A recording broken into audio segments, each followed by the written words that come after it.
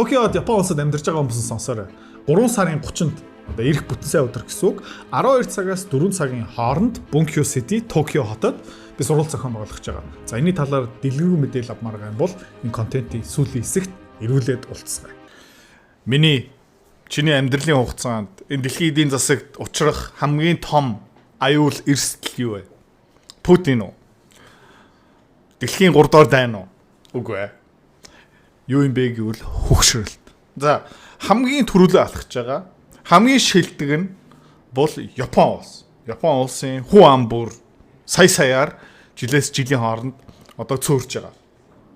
За гэхдээ яг үндсэн контент руу орохоос өмнө би та зүгээр нэг хэдийн асууж заяа.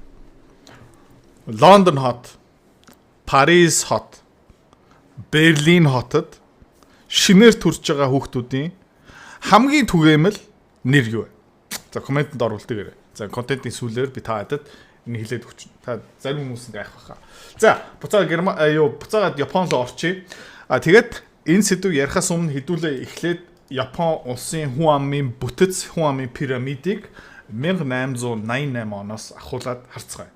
За тэгээд та харж байгаа юм бол яг жинхэнэ пирамид гэсэн үг тий. Дээр нь цөөхөн хөгшин хүмүүс, доор тий шинээр төрж байгаа залуучууд хүүхдүүд. За юунаас олж ингээд цөөрж байгаа багсж байгаа юм бэ гэх мэл үргэлж дайн. Япончууд Оросуудтай алдсан гих мэт шин. За одоо дэлхийн 20 дугаар дайн яг одоо эхэлж байна. За одоо яах харъя. Цөөрж байгааз цэв одоо агш шин тий. За 1945 онд энэ буцаагаа хэвийн болсон. За эндээс ахуулаад юу эхэлж байна гэх юм бол Япон улс маань одоо хямралаасаа гарч байгаа, хөгжиж эхэлж байгаа. Америкчууд маш ихээр хөрөнгө оруулалт хийж байна. Тэгээ сүрцэн улс, дампуурцсан улс, хогийн цэг дээр орж байгаа улс маань одоо ажиллаад эхэлж байна. Тэгээд юу үсэж байна гэвэл та нэг хараарай. За дэлхийн 2 дугаар дайны араас юу болоод байна гэх юм бол хүн амын тийм бүтэц тэр чигтээ өөрчлөөд эхэлж байна. За эндээс ахуулаад бас юу өөрчлөгдөд байгаа юм бэ гэх юм бол нөгөө төр засаглалын хэлбэр өөрчлөгдөж байгаа. Хаашаа шилжиж байгаа юм бэ гэх юм бол либерал демократ арга руу явж байна. Ерөнхийдөө арчлуу явж байгаа.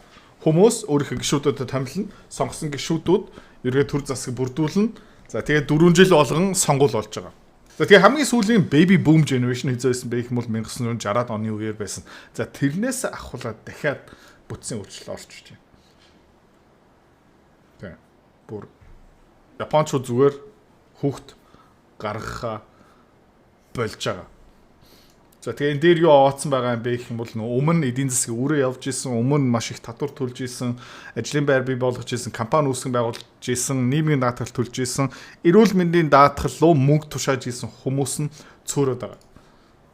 За тэгээ энэ доор байгаа хүмүүс юу хийгээд эхлэх ёстой юм бэ гэх юм бол хөгшшүүдтэй тий дагаа явж байна. За тэгээд сонирхолтой юм юу юм бэ гэх юм бол Японы хүн ам ерөөхдөө яаж таран байршсан байгаа юм бэ гэх юм бол ер нь айгүй энгийн Токио, Осака.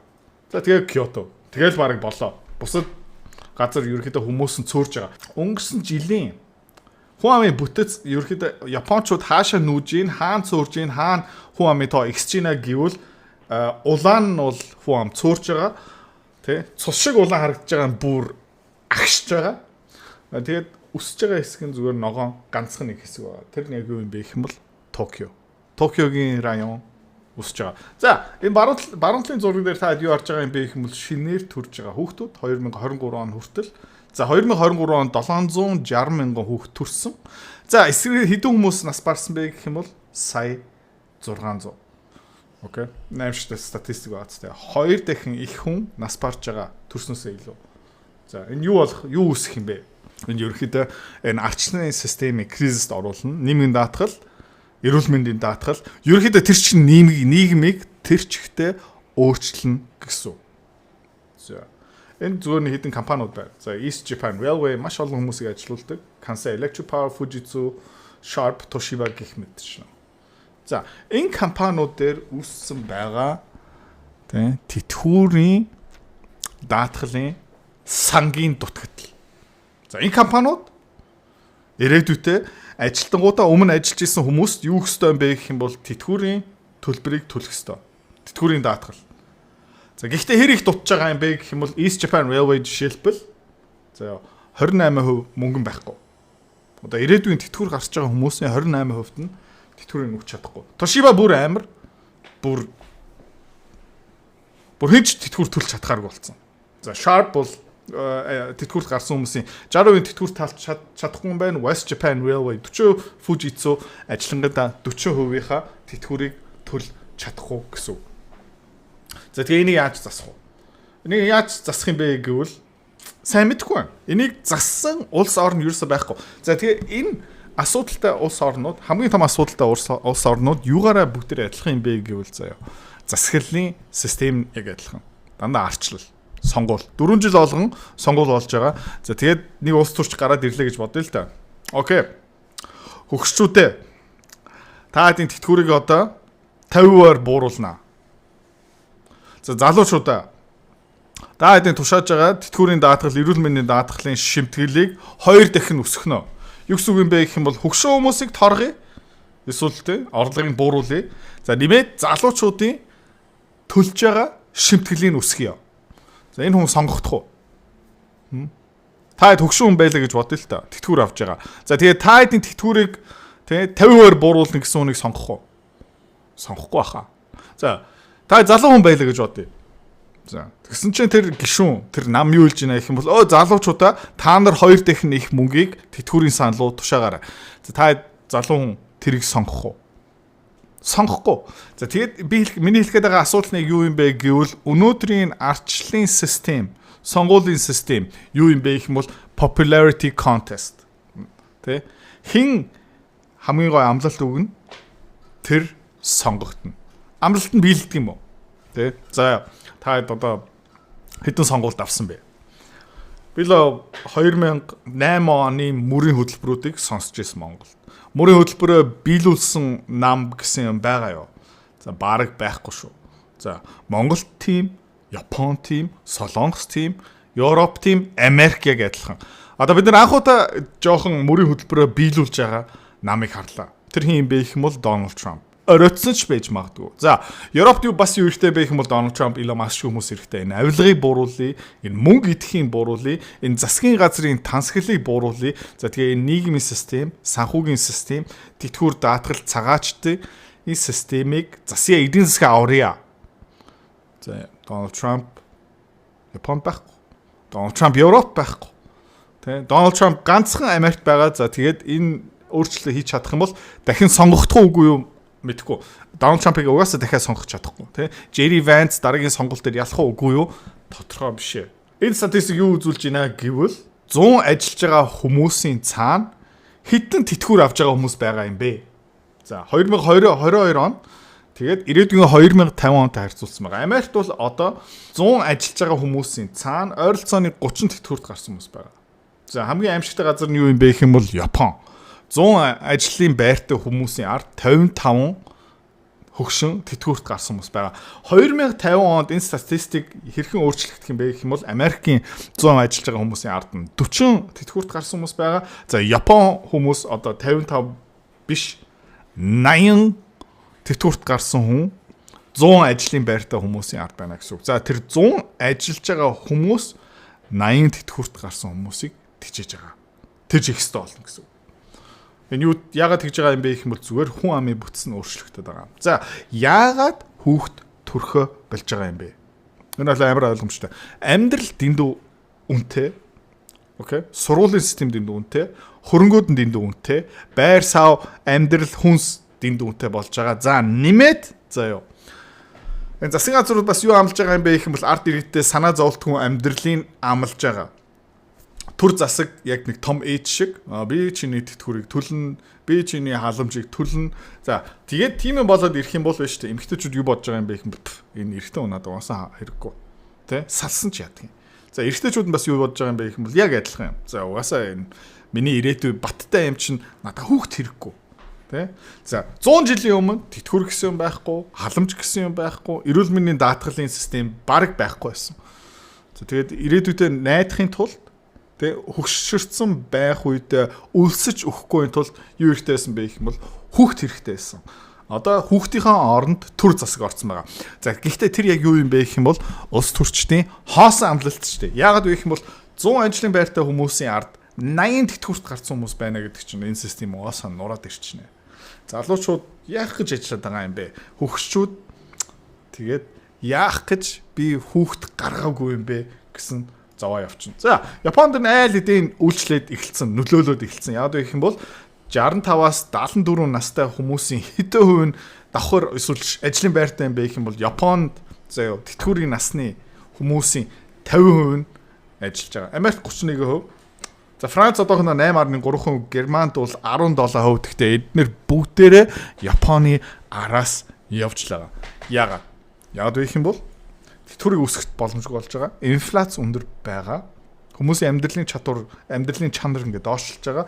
За тэгээд давхар ажил хийхээс өөр аргагүй. За тэгээд эдгээр ямар ажил хийдэг юм бэ? Соёлтой гоё, өндөр орлоготой ажил хийдэг юм уу? Үгүй. Зүгээр бага орлоготой үйлчлэгээний ажил хийж байгаа. Зөөгч, цэвэрлэгч гих мэтчлэн. За тэгээ ганцхан барууны асуудал мөн үү? Японы асуудал мөн үү? Солонгосын асуудал мөн үү? Европын асуудал мөн үү? Үгүй. Дэлхийд даяар л энэ юм болно. За энэ нүүбийн дэлхийн хүн амын ерөөдөө таамаг. За хамгийн магадлал өндөртэй юу юм бэ гэвэл 2100 онд ойролцоо 10-11 тэрбум хүн болно. Нүүбийн disaster scenario юу юм бэ гэх юм бол disaster төлөвлөгөө юу юм бэ гэвэл энэ хүн амын цөөрөлт нь илүү хурдтай байна. За тэгээ энэ статистикээр гамшигаараа төрүүлж байгаа улс юм бэ гэх юм бол Солонгос улс. За Солонгос ямар гамшиг болж байгаа юм бэ гэх юм бол та хэд тооцоолоо үзчихье заяа. За нэг эмэгтэйгээс Солонгост өнөөдөр өнгөрсөн жил заяа 0.68 хүүхэд гарч байгаа. Нэг эмэгтэй хүн 0.7 хүүхэд гаргаж байгаа. Дунтчаар. За гэхдээ нэг эмэгтэйгээс дангаараа хүүхэд гарахгүй. За тийм учраас ижил адилхан хэмжээний эрэгтэй хүн хэрэгтэй. За тэгээ 100 эмэгтэйгийн цаана 200 эрэгтэй байх ёстой шүү дээ. Хос. За эднээс хэдэн хүүхэд гарч байгаа юм бэ гэвэл энэ тооцоо заяа. 0.68 өрчгөн 0.5. За өнөөдрийн 200 эрэгтэй эмэгтэй нийлээд. За яа. Дараагийн generation хэдэн хүн болох юм бэ гэх юм бол 68. За энийг яг дахиад адилхан статистикээр тооцоо үзчих юм бол хэд болох юм бэ гэх юм бол 23 хүн болчихно. За тэгээд 4 generation-ы дараа хэд болох нь харъя. 7.8. 4 generation-ы дараа, 4 үеийн дараа өнөөдрийн 200 хүн 7.8 хүн болно гэсэн. Өдрөө солонгосчууд энэ ард гарчнаа өдрөө эдчний гिचнэ үгүй энэ бол жинхэнэ гамшиг болж байгаа. Аль хэдийн эхэлсэн байгаа. За хүн амын цөөлөлт ийм болно гэдэг чинь Солонгос улс үлдэх юм уу? Япон улс байх юм уу? Бараг байхгүй болчих واخгүй юу? За дараагийн статистик. Энийг үзүүлж байна гэх юм бол ямар улсад 2020 онд тэтгэврийн насны хүмүүс өөрийнхөө амьдралаа өөрөө барахгүй байсан бэ? Хэдэн хувь? За та нэг харж байна хамгийн улаан улс нь хаана юм бэ гэх юм бол Япон, Герман, Итали, Финланд. Тэнд тэтгэврт гарсан хүмүүсийн 40 муу 50% нь өөрийнхөө тэтгэвэр хөгшин насныхаа амьдралынхаа зардалаа барахгүй хүүхдүүд хэрэгтэй болж байгаа гэсэн. Төр засаг нөгөө өмнө 40-50 жилийн өмнө өгсөн амлалтаа биелүүлж чадахгүй байгаа гэсэн. За 2020 он. Окей, 2060 онд юу болох юм бэ гэх юм бол энэ хар. Энийг хар заяа. Япон, Солонгос, заяа. Араб, Кувейт, Европ тэр чигтээ Америк ерөнхийдөө дэлхийд даяар асуудал болно. За ингээд дуусах юм уу? 2100 Монгол энэ асуудалтай болж байна. South East Asia, Thailand, Laos, Myanmar, Индонез, Сингапур, Араб тэр чигтээ, Европ тэр чигтээ, Америк бүгдээрээ. Ер нь бол дэлхий юугаараа дүүрэх юм бэ гэх юм бол шүдгүү хөгшин хүмүүс. За шийдэл нь яг юу юм бэ? Европ энэ шийдлийг оролдож үзсэн. Европчууд юу хийжсэн бэ гэх юм бол энэ зүгээр Их Британий статистик таад үзүүлж байна. Immigration. Гадны хүмүүсийг оруулж ирэх. За. Тэгээд энийг би өгтлээ ярьсан те өөрийнхөө channel дээр. Юу энд юу харж байна гэх юм бол Англи улсын United Kingdom-ийн ажилтнгийн бүтээмж. Окей. 1990 оноос 2008 он хүртэл ерөөхдөө яг энэ тренд лайн зураас явж ирсэн. За гинт яагаад буураад эхэлж байна? 2010 оноос 2019-2021 оны хооронд нэг хүний дундаж бүтээмж яагаад буураад эхэлж байгаа юм бэ? Магадгүй энэтэй холбоотой юу? Тэг ингээд тесэрч байгаа. Яг энэтэй холбоотой. Яагаад гэх юм бол бүтээмжгүй, боловсралгүй, гэмт хэрэг хийдэг хүмүүсээр улсаа дүүргчээд юу гарч ирж эхэлж байгаа юм бэ гэх юм бол ажилтнгийн бүтээмж нь буурж байгаа. За бүтээмж нь буураад эхэлчих юм бол нийгмийн даатгал, тэтгүүрийн сан бүх ерөөдөө төрийн орлого бас агшаад ирж байна. За тэгээд зүгээр ингээ Парис юм уу Франц руу хараад үзэх юм бол зүгээр нэг зургийг харах хэрэгтэй. Тэр юу юм бэ гэх юм бол Франц улсын тий хөл бөмбөгний шигшээ баг. За яг Франц хүн хаана вэ? За энэ байж магадгүй. Энэ байж магадгүй. Энэ байна. Энэ байна. Бус нь 1 2 3 4 5 6 7. 7 нь бол Франц хүмүүс биш ээ. Африк гаралтай хүмүүс байгаа байхгүй. За Европчууд энийг тэгтээ өнгөрсөн 20 30 жилийн хугацаанд өстой зохион байгуулалттай хүчтэй хийж ирсэн. Тэ. За энэ юу үзүүлж байна гэх юм бол Лондон хотын Хуами бүтэц цагаан одоо Welsh, Англи, Ирланд цустай хүмүүс хэрэг байгаа юм бэ? За гадны хүмүүс нь тий цагаан арьстай биш.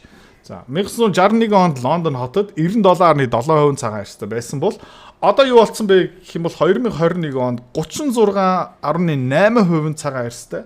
За бусад цагаан за энэ оранж өнгөтэй улбар шар өнгөтэй 22.8 Аз. Тэгээ айгу заван Аз гэдэг чинь бид нар биш байхгүй юу? Аз дотор юу оролцсон байгаа гэх юм бол Афганистан оролцсон байгаа, Пакистан оролцсон байгаа, Энэтхэг оролцсон байгаа. Араб хүмүүсийг бас ийш чигтсэн байгаа байхгүй юу? За тэгээд 13.5 нь хар арьстан. Тэгээ араб юу ерөөсөө статистик дотор оруулахгүй байгаа. Яагаад гэх юм бол расист баймааргүй байна. За тэгээд энэ Пакистан, муслим, ислам хүмүүсийг зүгээр Аз гэд бидний тогоон дотор ингээд хийцэн явж байгаа. Миний хувьд бол гомдмоор статистик. За энийг бас өмнө хэлжсэн Голланд улсын нийт одоо хаанаас гаралтай хүмүүс вэ? За тэгээ хэр их татварын орлого тушаад юм бэ? За энэ цэнхэр зураас юу юм бэ гэх юм бол Голланд үндсэн хүмүүс, Голланд ээж автай, Голланд төрсэн хүмүүс, залуу настайгаа нөгөө татас мөнгө авдаг, тийм хүүхдүүд байгаа юм чинь ажлын байр гэсэн байхгүй. За тэгээд ерөөхдөө 10 наснаас ахуулаад 55 нас хүртэл улстай ашигтай. Тэгээд 55 нас хүрчээд ерөөхдөө улстай алдгалтай болж эхэлж байгаа. За саарл нь юу юм бэ гэх юм бол анхны generation гаралтай цагаан ирсэнгууд. Одоо барууны үзэл бодолтой Герман, Англи гэх мэт хүмүүс. За эднэр бол арай жоохон хоцорч байна. 14, 15 настай улстай ашигтай болж байна. За тэгээ арай эрт ашиггүй болж эхэлж байна. 50 настайдаа эднэр ерөөд татварын хувьд, орлогын хувьд, улсын хувьд алдагтай болж байна. За бусд нь тий бусад иммигрантууд, цагаачтууд үргэлж алдагтай. За first generation non-western юу гэсэн юм бэ гэх юм бол одоо тий Монгол хүмүүсийн дотор орсон байгаа, араб хүмүүсийн дотор орсон байгаа, Африк хүмүүсийн дотор орсон байгаа. Эднэр төрхөөс нас барах хүртлээр улстай ашиггүй, паразит гэсэн. За энэ статистик би таад бас өмнө үзүүлж ийсэн. Хуами бүтцээрээ хаанаас гаралтай юм бэ, хэр ашигтай юм бэ энэ тооцсон байгаа. Бид нар монголчууд хэдд Монгол, North Korea нөгөө хойд солонгостой нэг тоон дотор орсон байгаа. Бид нар бол яг харьцангуй гайгүй заяа. Алдагтайч биш, ашигтайч биш. Заяа. За хин ашигтай юм бэ гэх юм бол Денмарк, Свед, Финланд гаралтай хүмүүс нь маш ашигтай. Америкаас гаралтай хүмүүс нь ашигтай, Японоос гаралтай, Англи, Ирландаас гаралтай хүмүүс нь ашигтай. Франц, Southern Africa юу гэсэн юм бэ гэх юм бол тэр Southern Africад маш олон Голланд гаралтай цагаан арьсангууд тэнд байсан. 200 300 жил тэнд амьдарч байсан. Одоо Африкчууд South Africад ерөөхдөө гамшиг болгоод тэгээ цагаан арьсангууд буцаад Голланд руу ирж байгаа байхгүй юу. За тэгээ ногоон өнгөтэйнүүд нь ашигтай. Хизэнээс ашигтай ашиггүй болж эхэлж байна гэх юм бол Герман, Австри хүнээс ахуулаад ашиггүй болж эхэлж байгаа. За тэгээ энэ бусд нь бол хамгийн алдагтай. За улстай хамгийн алдагтай Судан, Марокко, Афганистан, Иран, Сирия, Ирак, Central Africa, Африкийн гол хэсэг, West Africa, Африкийн баруун хэсэг, Турк, тэ North Africa одоо Марокко жишээлбэл, Пакистан, Югославия гэх мэт. За ийм хүмүүсээр ингээ улсаа дүүргэх юм бол тэг сүрх юм байна. За хэлэхэд байгаа юм юу юм бэ гэх юм бол хүүхд гарах хэрэгтэй юм байна. Тэг Япончууд, Солонгосчуудад энийг хэлээрээ. Тэг эдний улс нь алга болчихно. За тэгэхээр тэрний дундуур байна шүү дээ. Зүгээр алга болохоос өмнө гамшиг үүснэ. Ямар гамшиг юм бэ гэх юм бол Европод харж байгаа гамшиг. Яагаад вэ гэх юм бол тэ одоо Берлин хотод хамгийн түгээмэл нэр юу болж байна гэх юм бол 2024 оноос ахуулаад Мухаммед болсон. Англи улсад, Wales улсад одоо Их Британи хамгийн түгээмэл нэр юу болсон бэ гэх юм бол Мухаммед болсон. Парис хотын хамгийн түгээмэл нэр юу юм бэ гэх юм бол бас Мухаммед. За тэгээд Европ байхаа болж байна. Тэгээд Европчууд одоо континентээ сүрүүлсэн байгаа гэсэн. Япончууд ятаж тийм баахан боловсралгүй гэмт хэрэг хийдэг цагаатчуудаа улсаа дүүргээгүй, солонгосчууд бас яг адилхан. Гэхдээ Европчууд юу хийж оролцсон бэ гэх юм бол улсаа аврахын тулд баахан гадны хүмүүсийг оруулаад ирсэн. Улсаач авраагүй, тийм нийгмээч авраагүй, соёлооч авраагүй. Одоо та Парис яваад үз, Берлин яваад үз, Лондон яваад үз. Тийм Европ байхаа болцсон. За тэгээ улсуудаа аврыг монголчуудаа хэдүүлээ бас цөөхөн хүн амтай хэрнээ тийм хүүхдүүд үлдүүлээрэ хүүхдээ болоорой амар чухал шүү. 3 сарын 30-нд Токио хотод ямар сургалт болох гэж байгаа юм бэ гэх юм бол хөрөнгө оруулалтын анхны шатны сургалт. За энэ дээр би юу заах юм бэ гэх юм бол ер нь хувийн санхүүгээ хэрхэн зохион байгуулах ёстой. За нэмээд би өөрийнхөө харилцагчийн түүхээс та хуваалцсан. Ямар түүх хуваалцсан бэ гэх юм бол миний хамгийн амжилттай хөрөнгө оруулагчийн түүх. Тэрнээсээ та юу сурах юм бэ гэх юм бол юу дөөрэж болох юм бэ? За нэмээд би юу заах юм бэ гэвэл миний хамгийн муу хөрөнгө оруулагч, хамгийн олон алдаа хийсэн, хамгийн их мөнгө алдсан харилцагчийн түүхээс бас хуваалцсан. За тэрнээсээ юу сурах боломжтой юм бэ гэх юм бол юу хийх ёсгүй юм бэ? За тэгээ сүүлийн хэсэг хэдүүлээ юу ярих юм бэ гэвэл дадал зуршилтай яаж болох юм бэ? Хувийн санхугаа хэрхэн урт хугацаанд зохион байгуулад тэгээд санхүүгийн аюулгүй байдал тэгээд санхүүгийн эрхчлөөнд хэрхэн хүрэх боломж талаасаа би та хэдэд стратеги, арга барил, үзэл бодол тэг чадхаараа бүх юма хуваалцсанаа. За энэ сургалтын дээр би бас хэдэн ном авчин та ном сонирхож байгаа бол бас шууд авч болно. Сургалт дуусныхын дараа ойролцоогоо 6-7 цагт би үлдсэн байх ах, та ч гэсэн үлдсэн байх ах. Тэгээд хамт хоолнд орё гэх юм бол бас боломжтой шүү. Тэгээд магадгүй компани. За бүртгэлийн линк доор байгаа тэн дээр дэлгэрэнгүй хаяг, төлбөр шилжүүлэх, судалгаа, баталгаажуулах, наривчлсан хаяг бүх юм байгаа. За линкэн дээр дараад тэгээд Токиод уулзцгаая. Sayonara.